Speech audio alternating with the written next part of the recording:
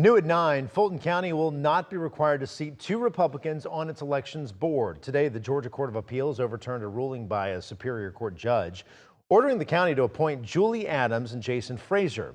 The appeals court's decision says in part the Fulton County Board of Commissioners was within their rights when they refused to seat Adams and Frazier on grounds that they were not qualified for the positions. The Court of Appeals also reversed the $10,000 a day fine that had been imposed. All seats